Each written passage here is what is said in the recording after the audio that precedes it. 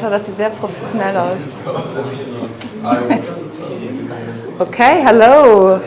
Welcome to our Flutter meetup. Just a real quick question in beforehand. Who already used Flutter once? Once? Who watched the tutorial? Okay, nice. And who works with Flutter? Kind of. All right, nice.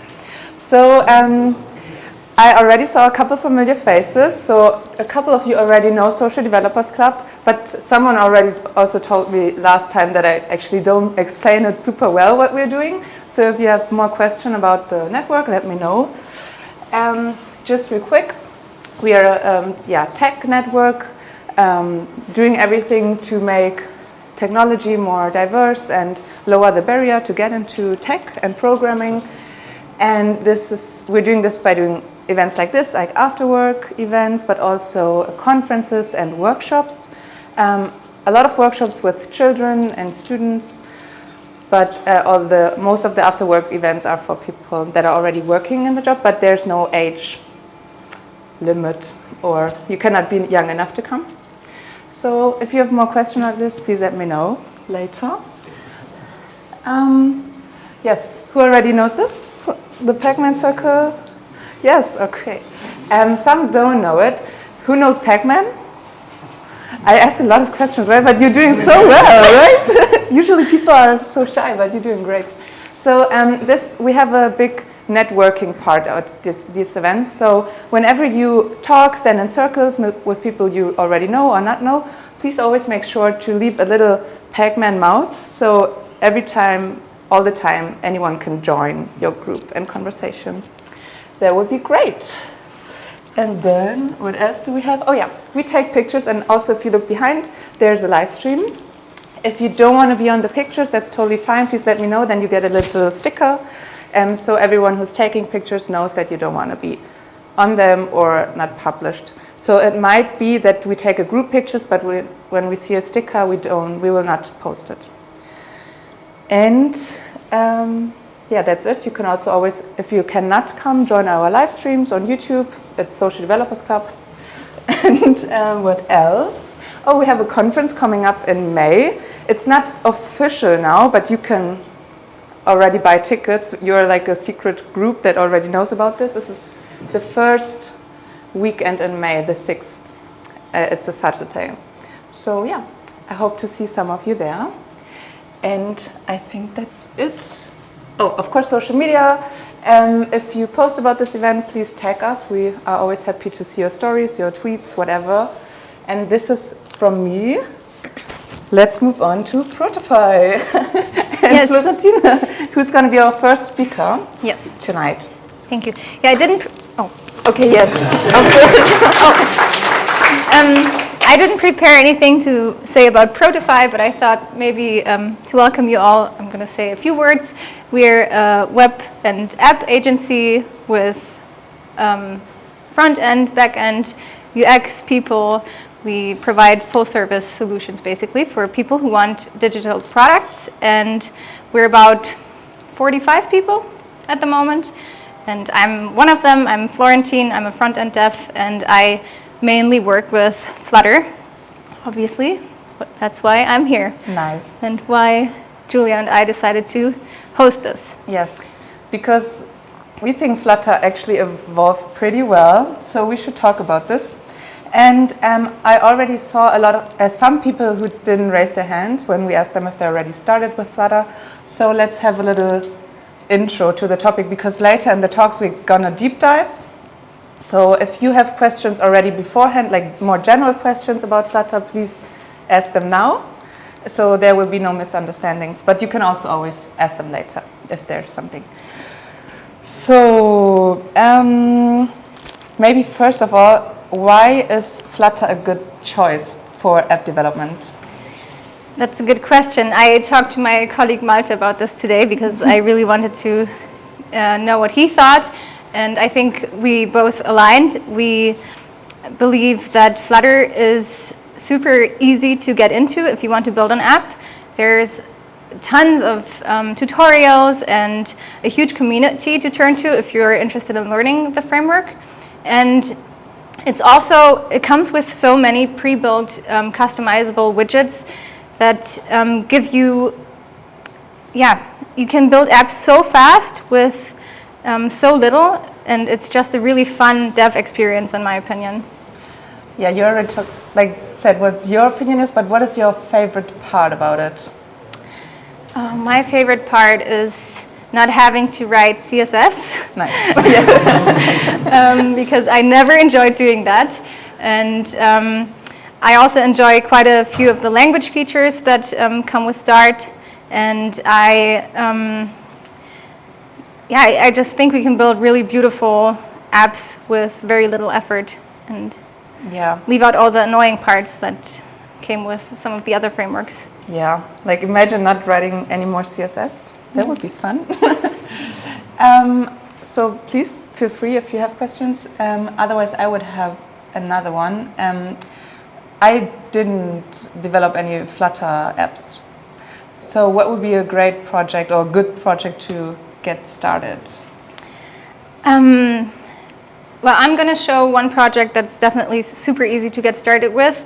I built like a very tiny to-do list app, and I think that's a very very simple way to get started. But there are also many cool clones that you can do. For example, there's a tutorial on how to do a Twitter clone, and that's obviously a little bit more advanced. But I think they start at the very beginning and really take you along. And you're going to build the entire clone with only Flutter and Firebase. So, pretty cool. Like you get the whole experience of building a really big app. Yeah, and also what you mentioned, connecting it to Firebase, like having the whole environment, actually everything that you need to build anything. Yeah. So that's cool.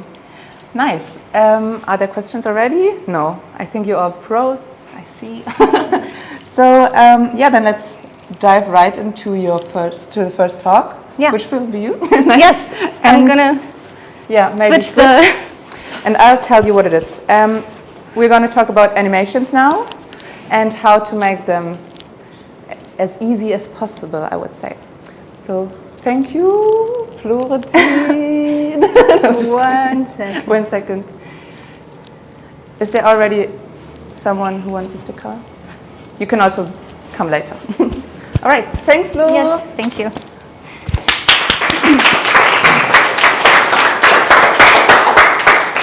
Yeah, getting into the fun part. I'm going to be talking about animations, mainly because I've worked with Flutter for 2 years and I never implemented a single animation. I don't know why. I think it's due to tight timelines and also kind of a fear of working with animations because I didn't have a lot of experience. And then I saw the Flutter Forward conference last month, or no, a few months back, and I saw their showcase app, which is wondrous. I don't know if you've seen it. It's really beautiful. It has amazing animations, and I was like, damn, I need to learn how to implement animations, and I thought this was the perfect opportunity to finally do it and even give a talk on the topic. And yes, I saw you roll your eyes. I created a to-do list app, but I do think it's a really cool example to show some of the easy ways to implement animations in Flutter.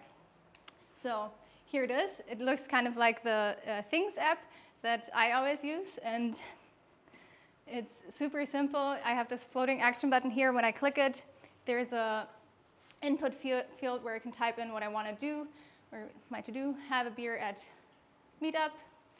I hit enter, and then the button animates back in. And let's say I also already want to check off some boxes. I can click on the item, and it animates away. I also had the breakfast meeting already, so yeah, there you go. So that's the entire app. And the first thing I want to talk about is the animated container. This is the simplest way to integrate an animation in your Flutter app. The way this works is this. You have a widget called animated container, and it has a few parameters that you can set. For example, the height and the width, but also the decoration, and a duration to tell the widget in what time you want to animate. And now if you, for example, here the blue button, if I click it, I'm going to set the state of my widget, and I'm generating some random values.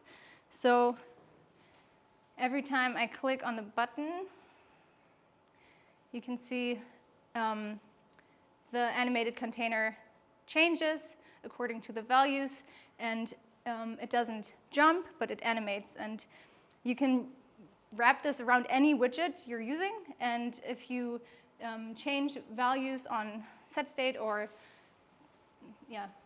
because you're listening to something, then the transition will be smooth. So very simple approach. Here is the example of my app. I wrapped the animated container around the floating action button, and on set state, I toggle the edit mode of my to-do list app. And now, if we look at it again, you can see it looks kind of like the button is being sucked in to the right-hand corner. It's like shrinking, and yeah, so super simple to get started. The next one is the animated list, and this is when you're working with lists that can be manipulated, where you can delete data or add data, and you don't want it to be jarring, because if you check one item off, it just disappears, and it can be kind of confusing for the user to keep up with what's happening. And this is also very simple to use, in my opinion. So you have the animated list, and you pass it a list key. This needs to be of type animated list state, but yeah. And this keeps track of your state, obviously. So you'll need this later if you want to manipulate the state of the list. And then it also has the item builder function, which takes the context, an index, and an animation, and returns the item you want to return. Maybe also good to know, I'm using unique keys here that I'm passing to my item, because otherwise the list can kind of mess up your state if you're manipulating it, and the unique key keeps the state in order. To add and remove items, you create those functions, and you call list key current state insert item to add one, and just pass the index at what position you want to insert it. And then obviously you also need to actually manipulate the data. I'm doing this with Riverpod, so this line that you see here is just me also updating my state. Now to the remove item. It's a little more complex, but also super straightforward. You call list key current state remove item. You pass the index that you want to remove, and you're also passing the item you want to remove. This tells the list what to render while removing your item, while animating your item. And now you might be wondering, hey, you have an animation here and you're not doing anything with it. And I want to show you on the next slide how I implemented this. This is just for better overview what I did. So we're getting this animation from the remove item function. And when I was looking at animations, I was like, what even is an animation? Like, I'm just passing it on and then it works. So like, I wanted to understand what it was. So you can think of an animation when you're creating a tween. A tween is an object that holds two values, so a start and an end value. And when you're calling the animate function, you're creating the animation object. The animation object is basically just taking the animation controller and listening to the duration and the state of the animation controller. And the tween interpolates all the values between the start and the end value, and then updates your widget at the rate of the controller. And because I wanted the item to only animate when I removed one, because you saw when I add an item, it just appears, because I like that. And when I remove one, it kind of fades and shrinks. I wrapped these animated widgets that already come with Flutter, that are pre-built widgets, around the item I'm returning when I'm removing an item. And I'm passing the animation that I get from the remove item function to these animated widgets. And these are happening at the same time now, because I simply wrap them around each other.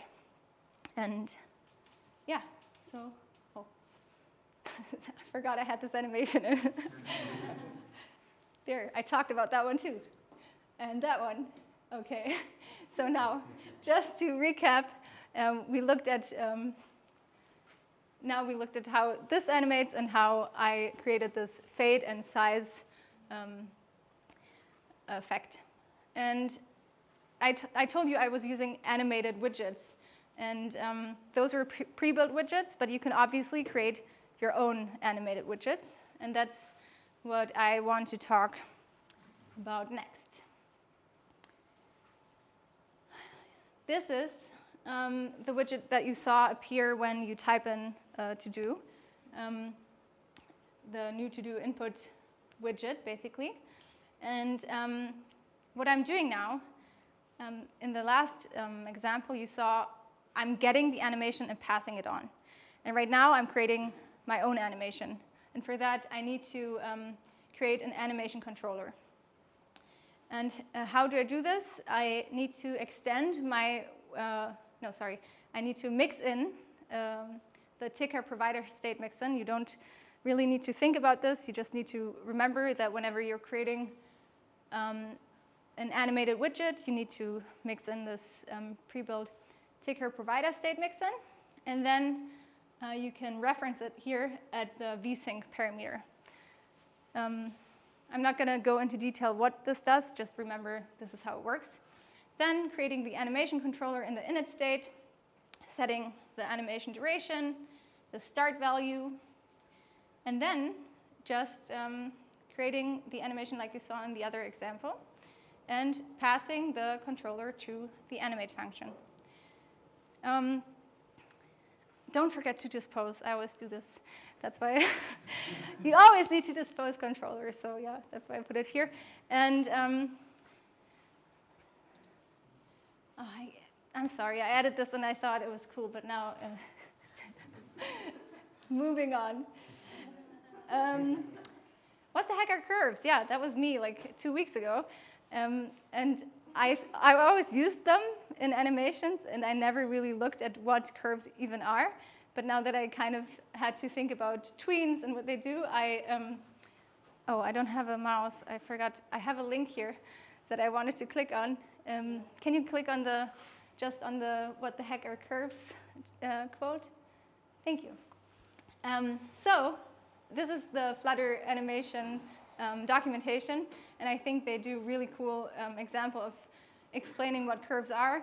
So here you can use curves to tell your animation. I mean, you probably know this from other frameworks, how your animation should progress. And usually this is like a straight line that increases, but if you pass a curve, you can have animations like bounce in, where the tween goes in a different curve and then goes very fast at the end, or bounce out, like, different ones. And once I saw this, maybe you can click on the play. Sorry, I didn't think. Yeah. Once I saw this, it finally clicked like, okay, this is what I'm doing when I'm passing a curve. I'm telling my animation controller at what rate to change the values, basically. Yeah. So I can really recommend this animation documentation also by Flutter. Oh, that's, sorry. The other, can we, yes, and then, I'm so sorry. Here. No, here. Keynote. Okay, sorry, I didn't think this through, but thank you, Julia. Next one. The last one I want to talk about is the animated builder, which comes into play if you're building more complex animations that consistently run, for example, and don't just listen to like a click, but are more consistent. And I saw so many like tutorials on this, and then I thought to myself, I think there's a better solution. Someone from another Flutter meetup also told me about it, and I had to do it. It's Flutter Animate, which is a library written by G. Skinner. And I quickly want to introduce you to that one too. So an animation builder is simply a more elaborate way of creating animations, where you can, for example, listen to status updates and delay animations and have more elaborate animations. With this library, though, you don't need to wrap your widgets inside these builders. You can simply use this syntax. So you're calling animate on any widget. And then you can even await the previous animation by calling then. Or you can also pass a duration to then, and then it will delay the duration by even more seconds or milliseconds, whatever you want. And this way you can create, is it playing? Yes, amazing animations. This was one of their examples, but obviously more elaborate ones than this. And it's also super simple to remove from your code, because obviously if you wrap everything inside widgets and builders, it can be kind of annoying to have to remove them if you want to change something. And I think this syntax really makes it super simple. So I think that's it. Oh, my last effect, damn it. These are the resources I used if you're interested. If you're interested in learning like how to create animations from scratch, there is a very long but also very good tutorial on this by Vandat Navandipur. I saw like 4 hours of his tutorials and I really enjoyed them. The Flutter animation library and also the package I just showed you, which makes animation super easy. And that's it.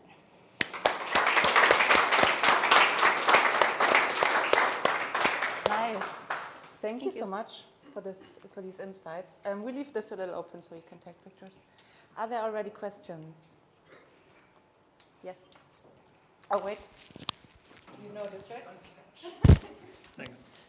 So I figured out that there's like a name I'm not allowed to mention because it's like mentioning Voldemort. But what is the difference between Flutter and React Native, for instance? Because you mentioned that you like the fact that you don't have to work with CSS, but I can imagine that React Native has like some component library that allows you to do the same. So why shouldn't I use React Native? Oh, there are so many reasons, in my opinion, but I think it also comes down to taste, like what do you enjoy? Yeah. And I really enjoy this pattern of implementing widgets. And I also enjoy, we looked at an app today that we built, how many years ago? 3 years ago, 4 years ago? And it was built in React Native by us, and we did our best work, but the page transitions, for example, and the loading of images and scrolling, all of that just didn't seem as smooth. And this is for a good reason. I think we also talked about this, why animations in Flutter, for example, are so smooth, because they don't go through all these layers. They're basically rendered very closely to the CPU, and it just feels like a native app if you're doing it right, in my opinion. And I can go into many hours of talking why I love Flutter, but I think when we're talking about animations, this is the main reason. Sounds good. Thank you. Oh, yeah. Thanks. Well, you just mentioned page transitions, and Flutter is also supposed to be used for web apps, right? And page transitions have historically been a huge pain in web apps and are just now being addressed in some CSS standard, I think. Does Flutter handle that well? Do you know? I don't know, because I don't know, to be honest, but I hope so, because I'm assuming they would, because you can use the same code base for the web, and I'm hoping they would also implement the same or similar page transitions, but I haven't tried it out, so yeah, curious to, if you ever do. Yeah, I'll do some research. Yes. Thanks. Another question? Someone close by? So what's the animation you always love to use? Well, now that I'm not afraid of using them anymore because I didn't know what curves and stuff. No, I like to use hero animations, for example, are animations where you can, if you have two pages and you have the same widget on one and then on the other, by wrapping one of the both widgets inside a hero and just passing a key, the widget animates through the page transition. So it looks like it's moving from one page to the other, and that's one that I really appreciate because it makes the whole experience so much better. Yeah, I think that's my favorite. I didn't show it today, but I didn't want to build an app with 2 pages, to be honest. Yeah. So yeah, but it's always worth mentioning. Okay, nice. Animation. Yeah, I never heard of it, so. Yeah. Cool. Yes. So you've mentioned the curves, and we saw the web page with default curves, I guess. Is there a simple way to implement your own curve? Yes. I mean, you can implement your own curves, absolutely. It would be a bit long to talk about it how, but it's also on the same documentation. You can also scroll down and you'll see how to create your own custom curves. It's very simple. All right, Yeah. thank you. But there are also more than you saw. I think there are like 15 different curves that you can also already use. But if you're very specific, you can also create your own. Nice. All right. Of course, Florentine will be here a little longer and also for the break. So if you have more detailed questions, I think you can have this while having a drink.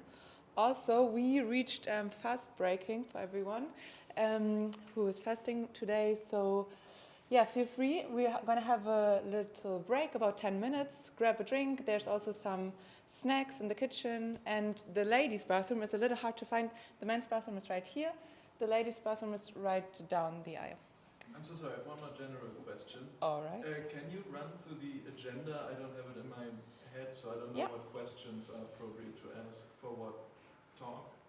We only have one more talk. Oh, okay. It's going to be on custom lints, so how you make your app maintainable, right? Is that the word? Yeah. Yeah. Nice. So yeah, this is more on this. But of course, this is also open for all the questions today, so feel free to ask everything. There's a lot of Flutter developers here today, so we'll find the answers.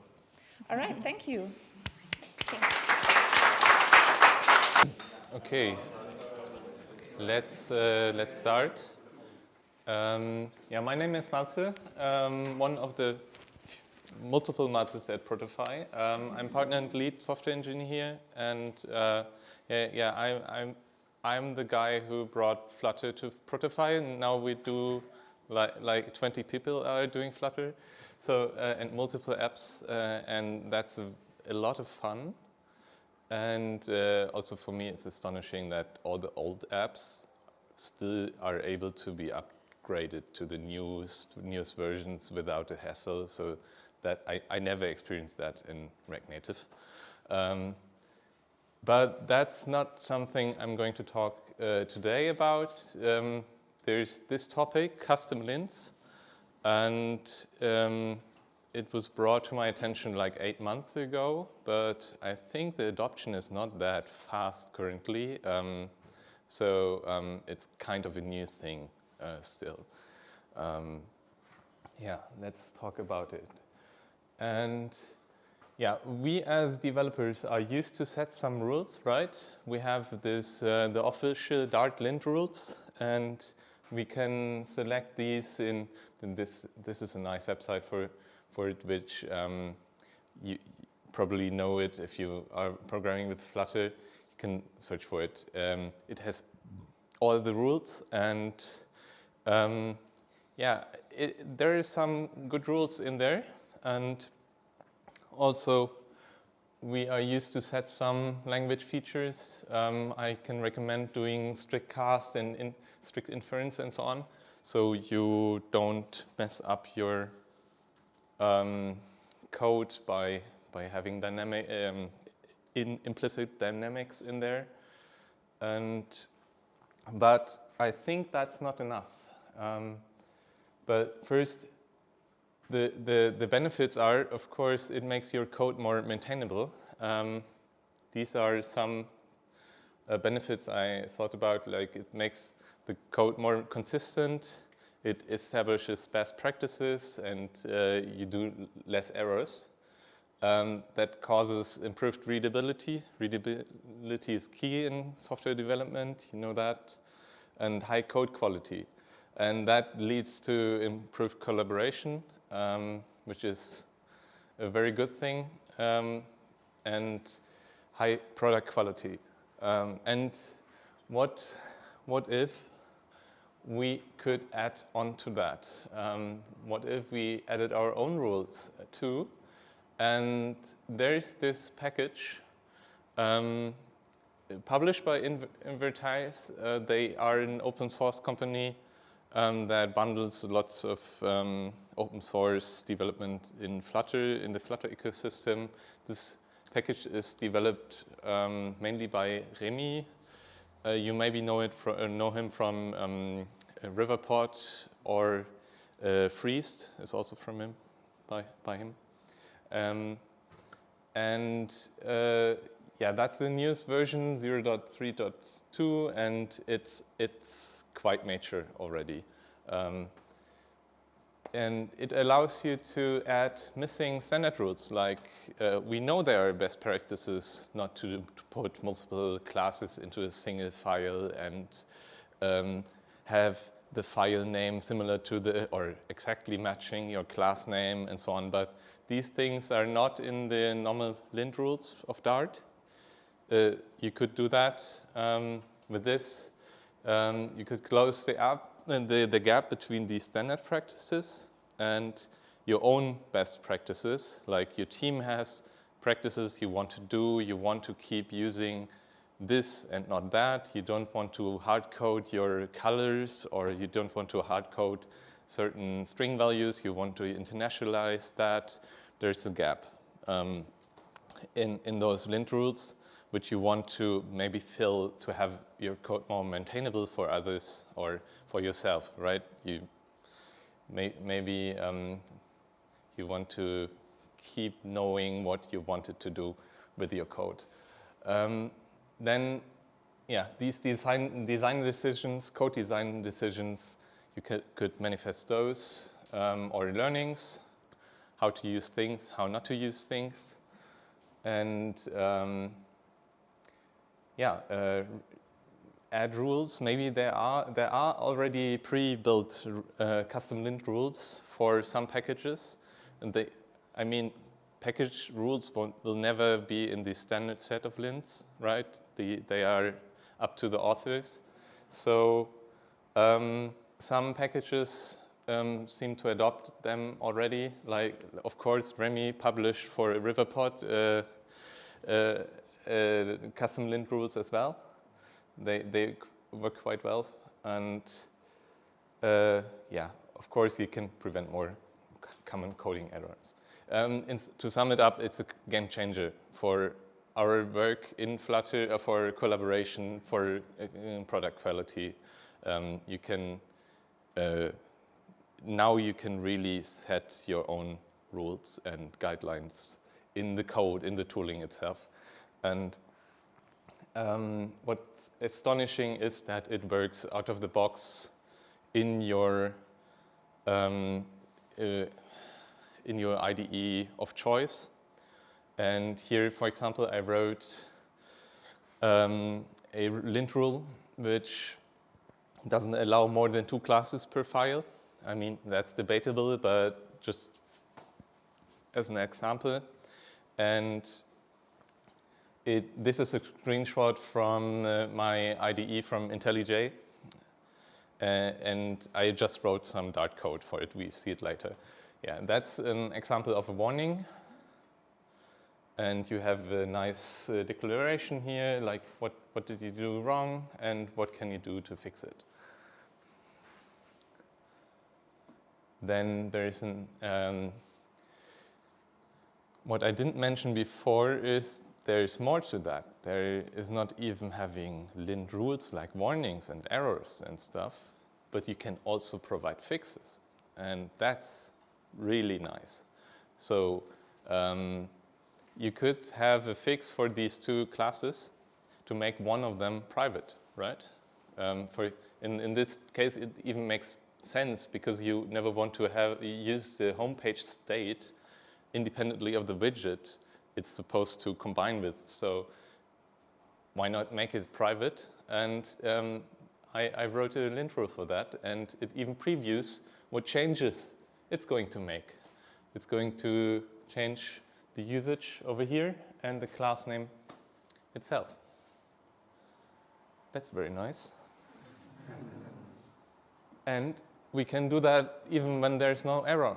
Like, of course, there is a warning here, or an information. This squiggly line means information. The other one was warning. And there are these, these refactorings available. And I just wrote another refactoring for renaming this class to the actual file. You see the file's app.dart, and I named it app something, and it tells me, hey, you could rename it. And it even tells me what's the actual edit, and that's the after screenshot afterwards. Okay, let's dive into that. How do you integrate custom lints into your project? Normally, I assume you want to build lints in a separate project and then publish them, and that's fine too. But for my use case, or maybe for your use case too, you want to have lint rules just for this one project. So what do you do? You do a sub-project. You can reference libraries via path. So why not commit your lint rules for that project into a sub-project in that same folder? So to start, you create a folder in your Flutter Dart project for your lint rules, e.g. lints. That's up to you. How do you name it? Create a pub spec YAML in that folder. And the name up here is also up to you. For example, you could name it custom lint rules for this parent project. And then the important part is high enough SDK. And then you add these 3 dependencies directly. And then you do a pub-get for this project, right, for the sub-project. Then you create a lib folder next to it, next to the new pub-spec, and you create a Dart file, which is exactly named like the name in the pub-spec. So this one always gets executed.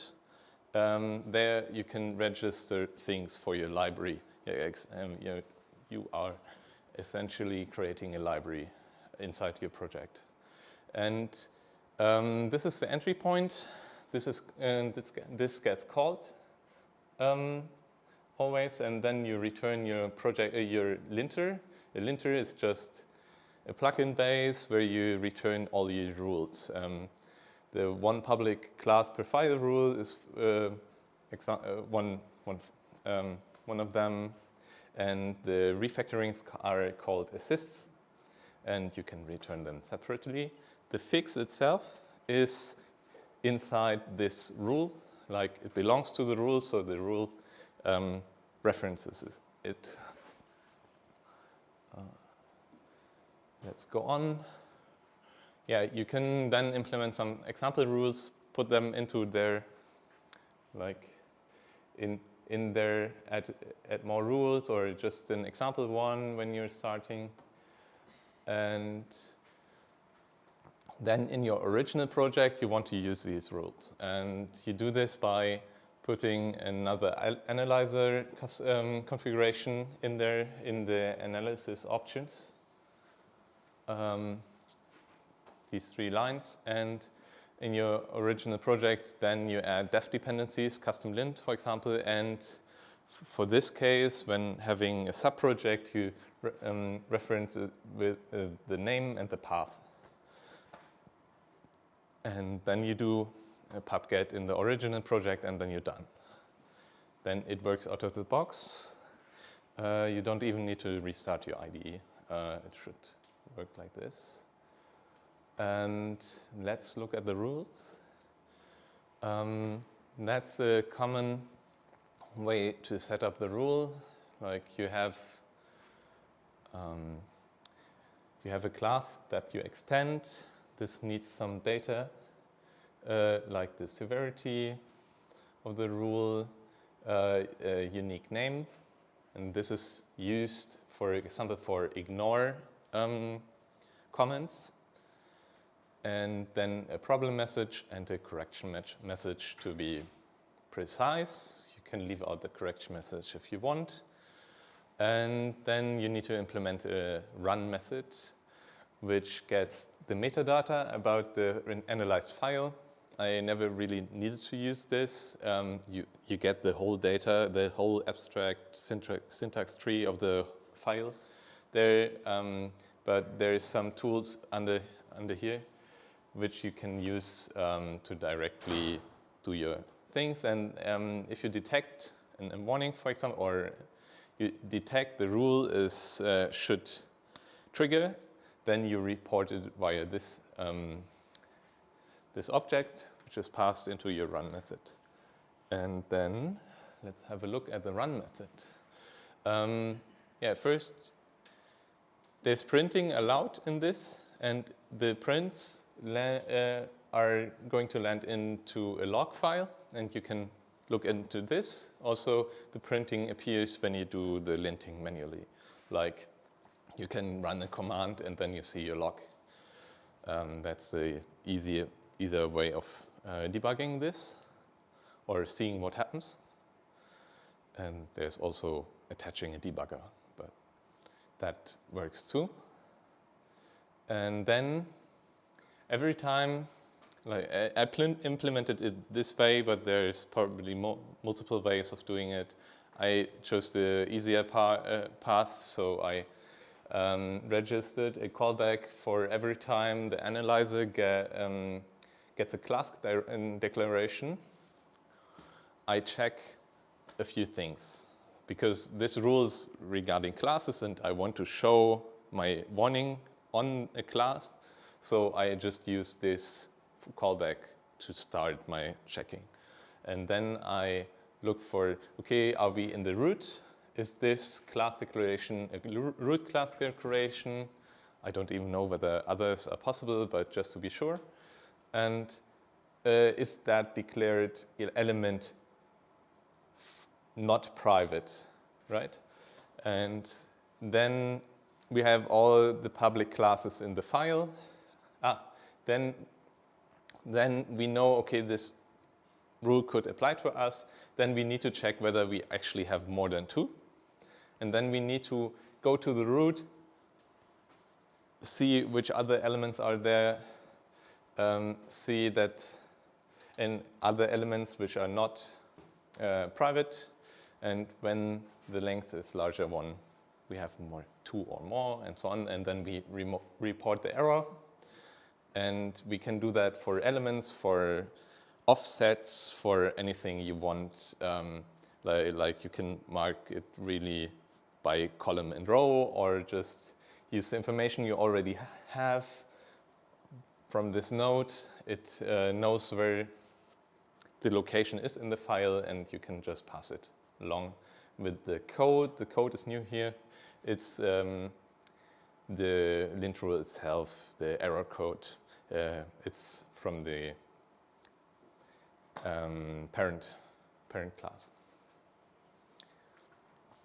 And that's how you do that. Morning, yeah. And then how we do fixes is we also override the get fixes method. This is the run, this is the lint code, and so on. We override the fixes and provide it a fix. And for fixing, we have additional objects we get passed in. So we have the resolver again for the whole file. We have the reporter for reporting changes. We have the context for tools for inspecting. And we have the error itself and other errors of the same rule to do some like fix all things at once stuff. And first we need to check, okay, I again choose the class declaration as callback. Whenever we are at the class declaration, we need to check. Then we check whether it's actually something that the error is reporting about. You can do whatever, like the error is here and the fix is over there. You can still fix over there, like choose different locations for each. But at this moment, we just want to be at the same class declaration, and we create a change builder. This creates a change up front without applying it. And the user then decides to apply the change. And there we say, okay, this is the message the user sees, the developer sees, and the priority is just how high or low in the selections it's possible to see that. And then I chose a very crude method of making something private, but just going to the offset of the, like the node is the class declaration. The name of the class declaration is the actual name of the class. And then we get the offset.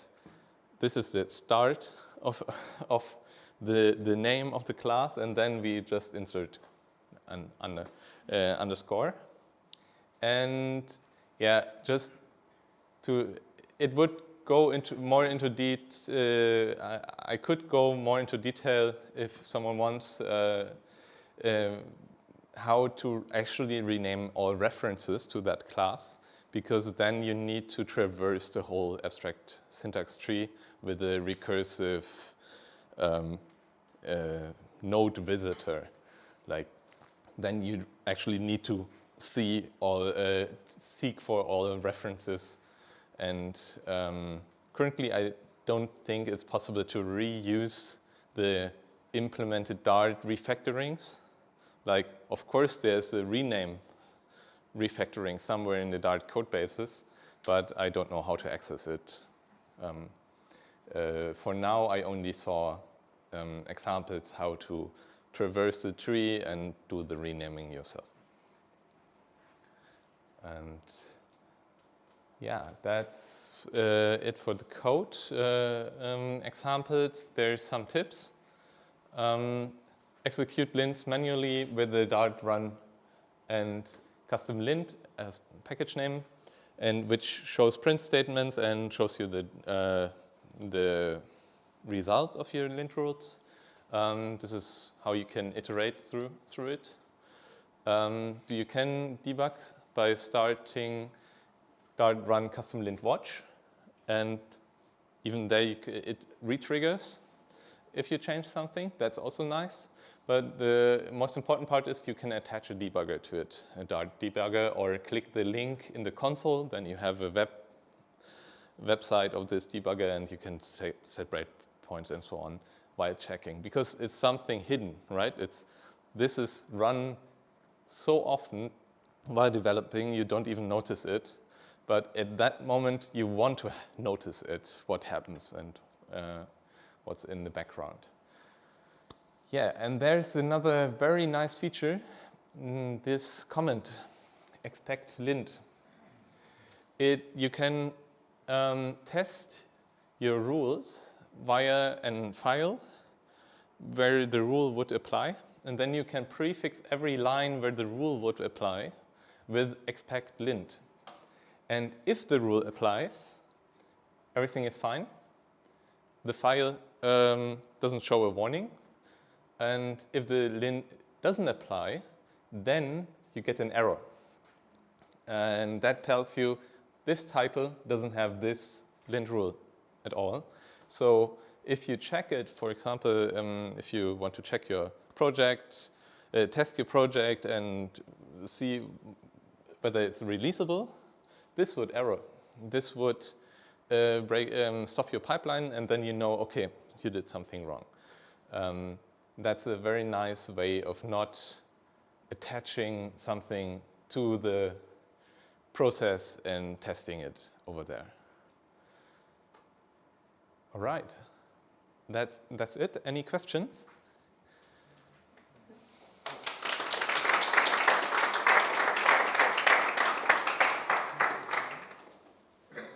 Yes.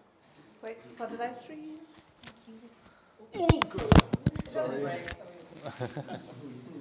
So does this integrates with LSPs then? When you say this works with any IDE?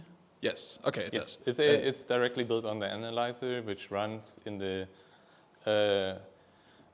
in this LSP server of your IDE. And you said you can get like the whole AST. Does that mean the whole project or just for one file? Because I find refactorings across one file are often less useful than no refactorings at all. Yeah, in this example, that's a fixed. This resolver just means that current file. Okay. So it's this fix or this run method gets run on every file. Yeah. And when the file starts, you can add your class declaration and then have a callback for every class in that file. Mm-hmm. And the next file is a whole new instance of that object. But of course, you can. This has a path, right? I showed you.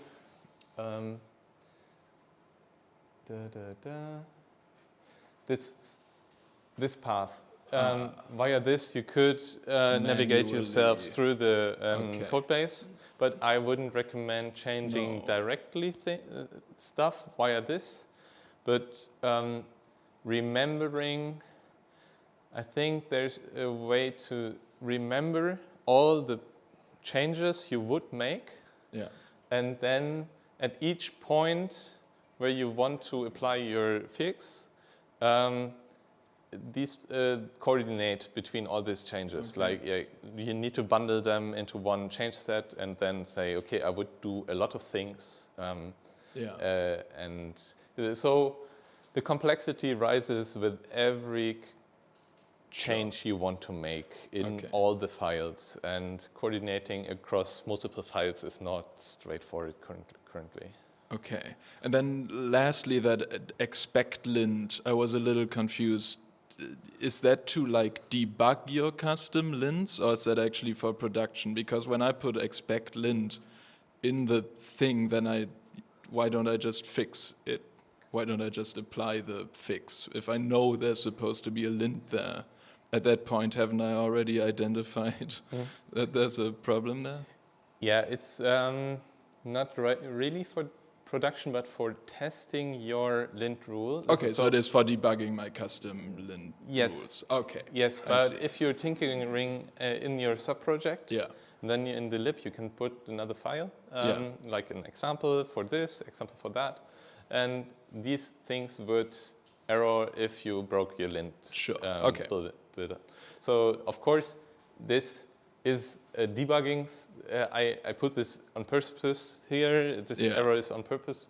But if this one would be red and this one not, then I would see, oh, I did something wrong. I checked, there's an error. Yeah, but you'd see my lint is wrong, not my file is yes, formed. the file itself is sure. doesn't And can you disable and enable custom lints on a like file by file basis, or is it like line by line up? You know, Currently, AST there's only node? line, Okay. the line comment, and which is respected, and you can't change, you can't disable it in the analysis options. Okay.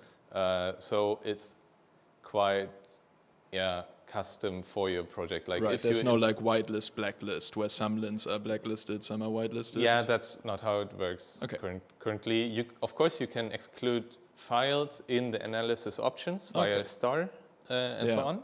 Then it will not get applied to your generated code. Okay, thanks. Should I just? Yeah, go Or, for it. Oh. That's why I'm here. Hey, thanks. So I was wondering about the dependencies. So the package is very dependency heavy, and it also has a dependency on Riverpod itself, from what I read. So I was wondering, now I have multiple projects, one of them is still on Riverpod 1, and for some reason it's really difficult to upgrade it, almost impossible, because some logic is just breaking, and now I can't really use custom lints in there, right? And is that something you considered? Also, like it has so many dependencies on rxstart and stuff like that, which could easily get out of sync, which then in turn makes it very difficult to maintain your project, even though you are using this because you want to be able to maintain your project much easier. Yeah, I noticed that too. If you do the sub-project, the sub-project way, you even need to use exactly the same dependencies than your project. And if the lint project doesn't or requires something higher, for example, Riverpod 2, it wouldn't be usable in that way. So I actually had to do a manual run and see, okay, there's a conflict. That's why I don't see my lint rules, and I had to change the version of the sub-project to exactly the same than my main project, and I don't know whether that's referenceable. I haven't seen a way how to reference a version from another project in a pub spec. There's other dirty ways around that, but let's not. If someone needs that, I can tell them. But it's not the way it's supposed to be, and I think that's the downside of custom lint currently. You can only apply it to very recent projects. Did you do some research on which other packages are out there? Like, I think there is Dart Code Metrics, which is a little bit similar, but not as sophisticated as custom lints. Did you encounter other packages which have a similar functionality but less dependencies? I haven't seen any others. Yeah, I mean, you could build this via the analyzer yourself. Right? Yes, that's true. Yeah, and it's all open source, so for sure we could also try factoring stuff out. But that's a lot of work. Yeah. I think for others watching or listening, malloc could be one way of managing the dependencies. If you have like multiple packages in one repository, you can use malloc to How manage. is it spelled? MELOS. Okay. I think it's also from Invertas, I'm not sure. And it's basically for monorepo stuff where you have multiple projects with multiple pub specs in the same repository. And you have the same problem with matching all of the versions in every single pub spec file. Yeah, but I can see the point that your project stays on a later version for some, an older version for some reason, and then you want to still upgrade your this lint project. Even, I mean, you could get around it if you have your lint project in another repository and have the rules resolvents would work out for you sometimes, but not when the lint project decides to use Riverpod 2 and you would want to stay on Riverpod 1. So yeah, that's a future problem. Yeah. Thank you. Yeah, I was wondering, can you go back a slide where you show the callback on class declaration? How many of these callbacks are there, or can I also create my own? You can't create your own, but there is massive amounts of callbacks, like on every part of the syntax tree. Whenever it is defined, you can get that node out of there and do whatever you want. So whether it's the final keyword of a variable or the type alias of a class. And that's why it makes this bit more tinkerish, because you need to see whether it fits your project to just use class declaration, or I didn't respect class, the type alias of classes or something, or the prefix you can reference by, you can name your imports and then reference via import, and it could break, I don't know, I haven't checked that yet, right? So that's just an example that works for my code bases, but yeah, and so it's kind of early in that way that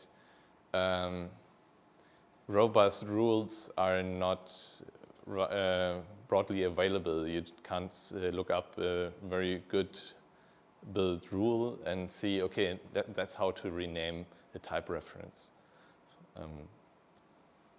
Because you need to think about the complexity of the language itself, and the more language feature it gets, yeah, the more complex it is to build such a rule. Thank you. Right. If you have more questions, of course, feel free to ask Malte later. Yeah, I have a question Oh, to you. okay. What lint rules would you build next? What do you think? Yes. Can I go first? Okay. I was thinking about inclusive language, and I think you can even declare a lint rule that only allows or does not allow for discriminatory language in your code. And I think that would be a super cool lint rule, or maybe a warning. Hey, what you're trying to, the variable you're trying to declare right here is not inclusive, and maybe change it to something else. So that's funny, that's yeah. my take. Anyone else? No need for rules? You're all happy? I don't. I think is your most important thing right now?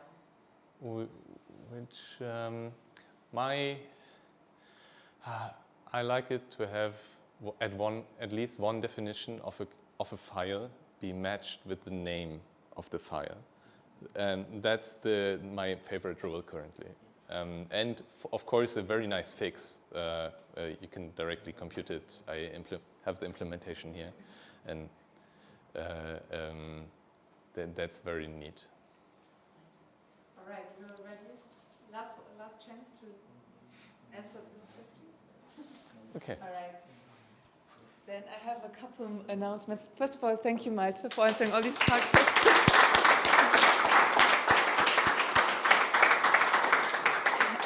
And then, whoever wondered why our next meetup is not online yet, it will be tomorrow. It's going to be on ChatGPT. I was really happy to see a lot of code today. This is not going to be the case next time. You're going to see a case where someone from the community built a whole brand only through ChatGPT, a digital fashion brand. But we wouldn't be Social Developers Club if we wouldn't also look on the critical side of it. So I think it's going to be really interesting. It's going to be the 4th of April, so not even 2 weeks. So check it out tomorrow, and I hope to see you there also.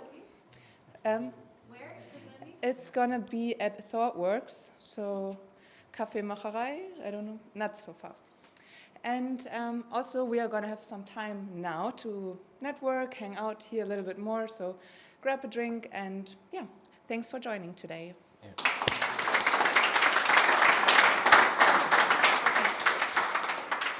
and eat the food, like all of it.